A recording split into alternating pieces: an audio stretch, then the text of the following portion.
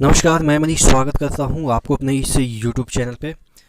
दोस्तों, आपको भी पता है कि पिछले एक सप्ताह से काफ़ी कोहराम मचा हुआ है आपके डिजिटल जितने भी प्लेटफॉर्म है। जिस तरीके से चीज़ें हुई है आपके लिए, आप लोग कह रहे थे कि कुछ नहीं होगा, जो ट्विटर प्रोटेस्ट है उससे कुछ नहीं होगा।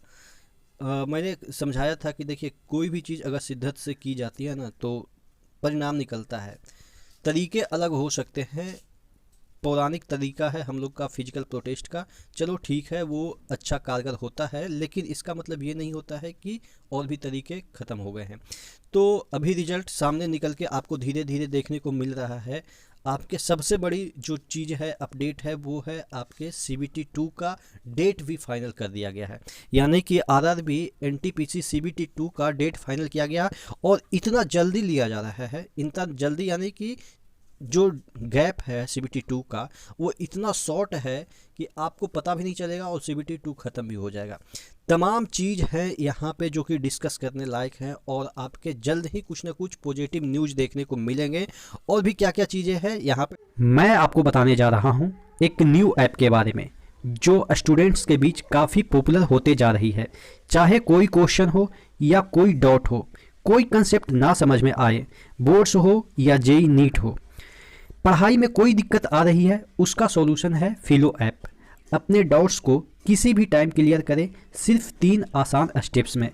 सबसे पहले प्ले स्टोर या ऐप स्टोर से डाउनलोड करें, फिर अपने फ़ोन नंबर से साइन अप करें, अपने क्वेश्चन का पिक्चर लें या टाइप करके उसे सबमिट करें।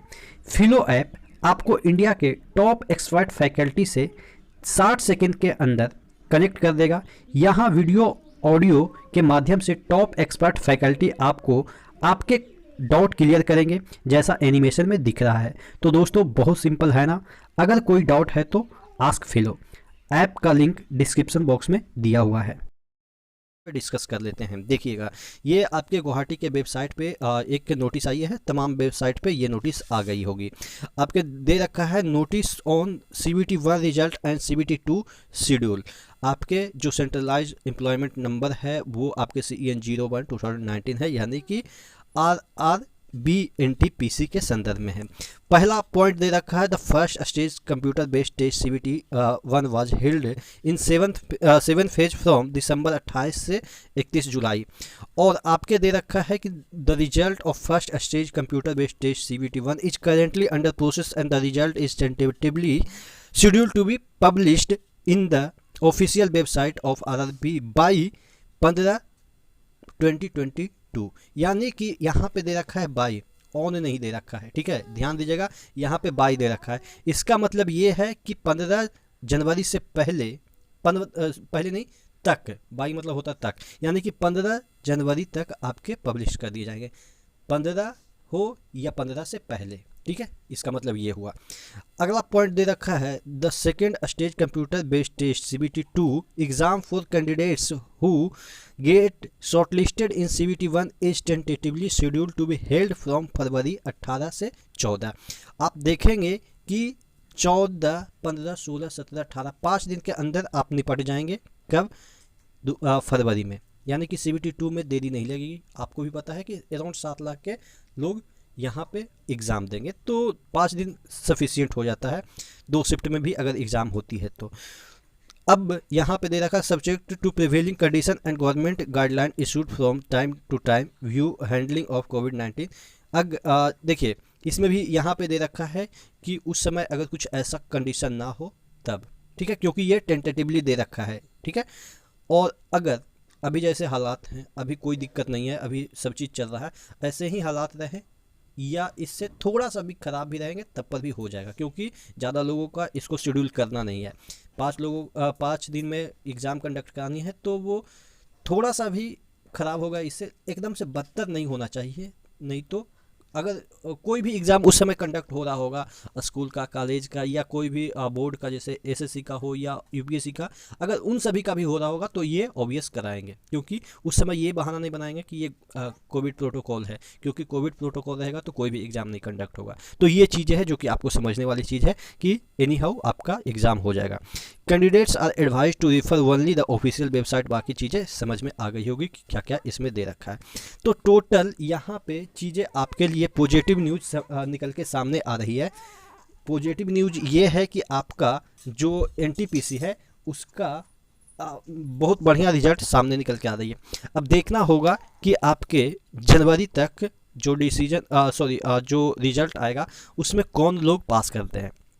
अब इस पे कट ऑफ की चीज़ें भी हम डिस्कस करेंगे, इस वीडियो में नहीं, अगले वीडियो में आपको सब चीज़ स्ट्रेटजी बाय कि कैसे अब प्रिपरेशन करनी है। जिस तरीके से मैं सेकंड चैनल पे पढ़ा रहा हूँ वहाँ पे आप अटेंडेंस लगाते हैं इन द सेंस कि पढ़ते हैं, तो आप भी मेरे साथ तैयारी कर सकते हैं। मैं उस चैनल को नॉन प्रॉफिटेबल रखा हूँ, यानी कि सिर्फ और सिर्फ पढ़ाई के लिए और सिर्फ ग्रुप डिस्कशन करते हैं, कोई भी एक्स्ट्रा चीज़ें नहीं बात करते हैं। तो आप सेकंड चैनल पे भी चले जाइएगा, जो लिंक है वो इसी यूट्यूब के प्रोफाइल में आपको मिल जाएगा। तो ये चीज़ें हैं, अच्छी चीज़ें निकल के सामने आ रही है। तो देखिए, आप लोगों ने कभी कभी टीचर्स को क्रिटिसाइज भी किया, लेकिन टीचर्स हमेशा आपके सामने आपके साथ खड़े रहे। आपने देखा होगा 100 से एवब टीचर्स आपके लिए खड़े रहे। वो अलग बात है, कुछ एसएससी के जो टीचर्स हैं वो आपके इस कैंपेन में उतना ज़ोरों शोरों से नहीं पार्टिसिपेट किया, बस ये कुछ अब एकदम से ज़्यादा प्रेशराइज बच्चों के द्वारा किया गया, तब जाके कुछ एक वीडियो बना दिए, लेकिन उतना इंटरेस्ट नहीं लिए जितना एसएससी में वो लोग ले रहे थे। क्योंकि देखिए, यहाँ पे सबका अपना अपना बिजनेस सेक्टर बना हुआ है कि कौन एसएससी का है, कौन यूपीएससी का है।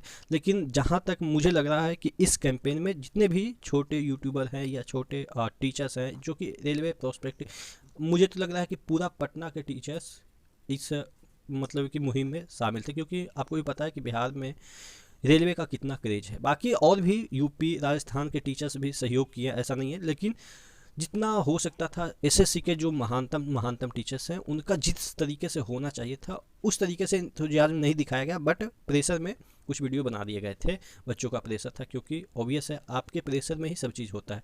टीचर्स का झुकना, बोर्ड का झुकना, टीचर्स का जो करवाना, मतलब कि जो भी काम करवाना है या बोर्ड से जो भी करवाना है, आप जनता पे डिसाइड करता। आप जनता यानी कि आप इंटेलेक्चुअल जनता की मैं बात कर रहा हूँ, जो कि एस्पिरेंट है।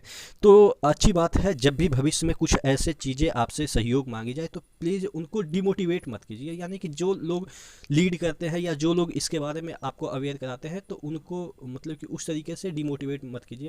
क्योंकि मैंने देखा है नवीन सर ने भी ऐसा बोला था कि हमें भी ऐसा मतलब गाली वाली तक दिया जाता है। भाई, वो बंदा जो नवीन सर की मैं बात कर रहा हूँ ना, पटना वाले, उनके प्लेटफॉर्म जो कोचिंग है ना, उसके जो नोट्स पढ़ के कितने एलपी टेक्नीशियन बन गए।